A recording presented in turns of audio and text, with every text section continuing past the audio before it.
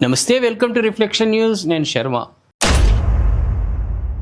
పురాతన దేవాలయాలు, హిందూ సాంప్రదాయాలను ఎవరూ కూడా మార్చడానికి వీలు లేదు.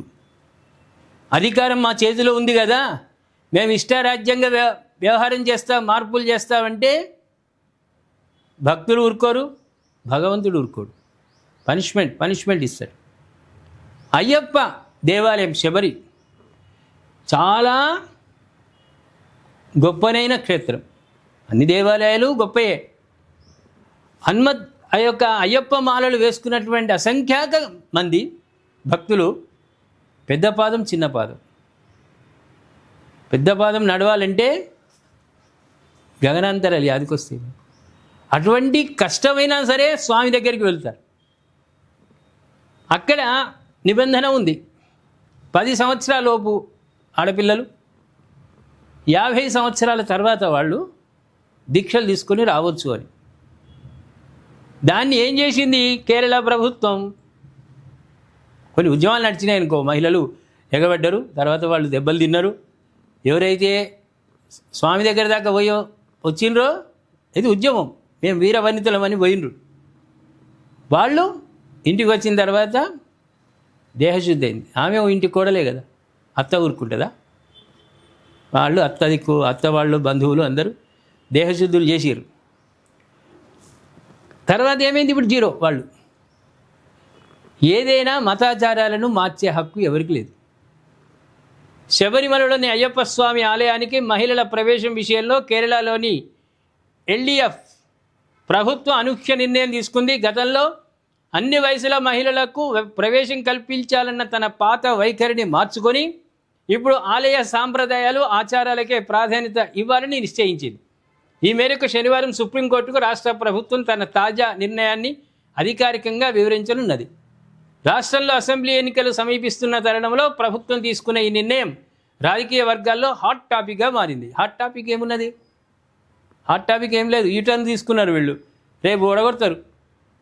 ఇటువంటి సాంప్రదాయాలు ఉన్న సాంప్రదాయాన్ని వీళ్ళు గవర్నమెంట్ మా చేతిలో పవర్ ఉంది, మేము అధికార ముద్ర ఒక్కటిలో వేసి సంతకం పెట్టేస్తే అది అమల్లోకి వస్తుందన్న అహంకారంతో సాంప్రదాయాలకు తిలోదకాలు ఇస్తే, నువ్వులు వదిలితే మొత్తం ప్రజలందరూ కలిసి ఓట్ల రూపంలో గుద్దితే బంగాళాఖాతం కూడా సరిపోదు వాళ్ళకి.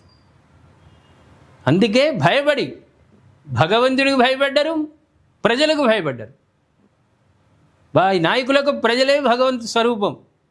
వీళ్ళకు దైవం మీద వీనికి లేకున్నా, దైవం అంటే నమ్మనోనికి కూడా ప్రజలంటే నమ్మాలి, లేకుంటే నియోజకవర్గాలకు రానియరు. రేపు ప్రచారానికి పోతారు కదా, వంగి దండాలు పెడతారు కదా, వీళ్ళు ఈపులు పలకొడతారు. ఎవడరా నీకు అధికారం ఇచ్చింది? మా స్వామి దగ్గర నువ్వు సాంప్రదాయాలు ఎట్లా మార్చినావని తోముడు అమ్ముతారు. ఆ భయానికైనా యూటర్న్ తీసుకున్నారు. గత ఎన్నికలు ఎదురైన పరాజయాలు, బీజేపీ తదితర ప్రతిపక్ష పార్టీల అంశాన్ని రాజకీయంగా వాడుకోవడంతో ప్రభుత్వం ఆత్మరక్షణలో పడింది. భక్తుల మనోభావాలకు వ్యతిరేకంగా ఏ నిర్ణయం తీసుకోకూడదని ఎల్డీఎఫ్ భావిస్తోంది. ఇంకేమున్నది, సమయం దగ్గరికి వస్తున్నది. ప్రజలు ఒప్పుకోరు. వెడి లక్షణాలు చేస్తే ప్రజలు ఒప్పుకోరు, ఈపులు వలగొడతారు. ముఖ్యమంత్రి పినరై విజయన్ మాట్లాడుతూ, రాజ్యాంగబద్ధంగా నడిచే దేశంలో సుప్రీంకోర్టు తీర్పును అమలు చేయడం ప్రభుత్వ బాధ్యత. ఫలానా వారు ఆలయానికి వెళ్ళకూడదని ఏ ఒక్క వర్గం నిర్ణయించలేదు అని ఆయన స్పష్టం చేశారు. అయితే సిపిఎం రాష్ట్ర కార్యదర్శి ఎంవి గోవిందన్ మాటలు ఇందుకు భిన్నంగా ఉన్నాయి. శబరిమలలోకి మహిళల ప్రవేశంపై మా వైఖరిలో మార్పు లేకపోయినా ప్రస్తుత పరిస్థితులు, న్యాయపరమైన అంశాలను దృష్టిలో ఉంచుకొని ప్రభుత్వం తగిన చర్యలు తీసుకోవాలని పార్టీ సెక్రటేరియట్ నిర్ణయించింది అని ఆయన పేర్కొన్నారు. ఒకటి భక్తుల మనోభావాలు, రెండవది సుప్రీంకోర్టు ఆదేశాలు. అమలు చేయాల్సిందే సుప్రీంకోర్టు ఆదేశాలు, లేకుంటే ఉల్లంఘన కిందికి వస్తుంది, అనర్హత వేటేస్తారు వీళ్ళ మీద. కాబట్టి ఇద్దరికి భయపడి ఈ వెడ్డి వేషాలు, వెర్రి లక్షణాలు ఉన్నటువంటి ఈ పార్టీ అధికారంలోకి ఎల్డీఎఫ్ చేసినటువంటి ఘనకార్యం వాళ్ళకే తెలిసింది. యూటర్న్ తీసుకున్నారు. ఖచ్చితంగా 10 ఏళ్ల లోపు, 50 ఏళ్ల తర్వాత వాళ్ళు మాత్రమే శబరిమలకు రావాలి, స్వామిని దర్శించుకునే అర్హత ఉంటుంది అనేది మళ్ళీ తీసుకొచ్చారు వాళ్ళ సుప్రీంకోర్టు. వాళ్ళు చెప్తారు, మంచి వార్తనే. కానీ ఇది నిర్ణయం చేసుకునేటప్పుడు మీరు ఆలోచించేది ఉండే, అన్నీ ఆలోచించారు వీళ్ళు. అన్నీ ఆలోచించారు. అహంకారం, అధికారం అని ఒక అహంకారంలో పడి మేము ఏది చేస్తే అది చెల్లుతుందంటే మీది ఆలయాల మీద, సనాతన ధర్మం పైన, ఆచారాలపైన మీది ఏది చెల్లదు. మరి ఇంకో దిక్కు ధైర్యం చేస్తారా? మరి ఆ చర్చి గురించి చర్చి ఫాదర్లు చేస్తున్న కొన్ని వ్యవహారాలు ఉన్నాయి, ప్రచారాలు ఉన్నాయి, అన్యమత ప్రచారాలు. అదేవిధంగా వీళ్ళు ముస్లింలు వాళ్ళని అంటారు, అనరు. మన మీదనే ఇవన్నీ ప్రయోగాలు.